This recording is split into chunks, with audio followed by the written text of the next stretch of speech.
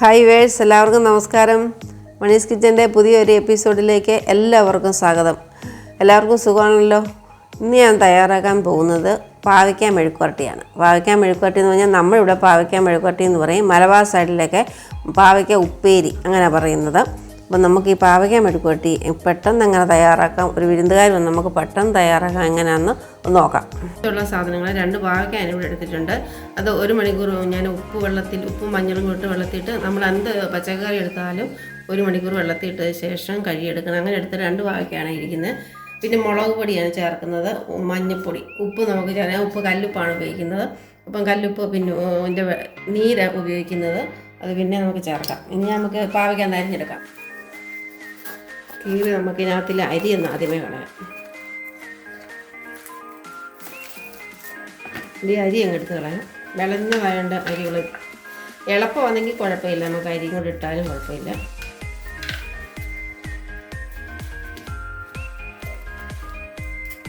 നീളത്തിൽ ഞാൻ വട്ടത്തിൽ അതിനേക്കാളും നല്ല ഭംഗി നീളത്തിൽ അരിഞ്ഞായിരിക്കും. നമുക്ക് ഇങ്ങനെ വട്ടത്തിൽ ഇട്ട് കൊടുത്തിട്ട് നമുക്കിങ്ങനെ നീളത്തിരിഞ്ഞ് അരിഞ്ഞെടുക്കാം. നല്ല മെഴുക്കോട്ട് കാണാൻ ഭംഗി ഉണ്ടാവും. ഇനി നമുക്ക് മൊത്തം അരിഞ്ഞെടുക്കാം.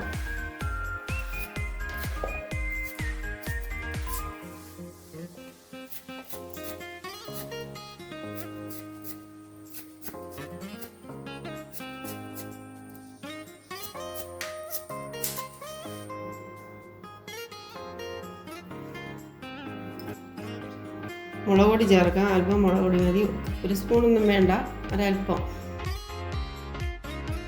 അല്പം മഞ്ഞൾപ്പൊടി,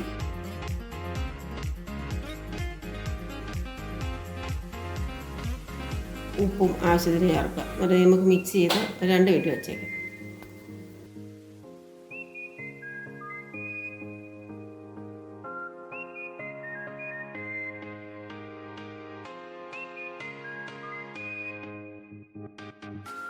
നമുക്ക് 2 മിനിറ്റ് ഇങ്ങനെ ഉപ്പൊക്കെ പിടിക്കാൻ വേണ്ടി ഒന്ന് വെയിറ്റ് ചെയ്യാം.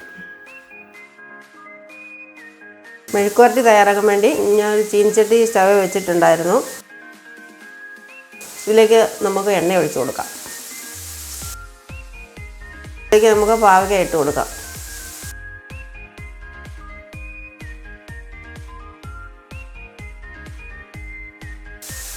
ഇത് ഇടയ്ക്കിടയ്ക്ക് ഇളക്കി കൊടുത്തുകൊണ്ടിരിക്കണം. ചെറിയ തീയിൽ ചെറിയ ഫ്ലെയിം വേണം ഇടാൻ, അല്ലെങ്കിൽ കരിഞ്ഞു പോകാൻ സാധ്യതയുണ്ട്. അതുകൊണ്ട് ഇടയ്ക്കിടയ്ക്ക് നോക്കണം.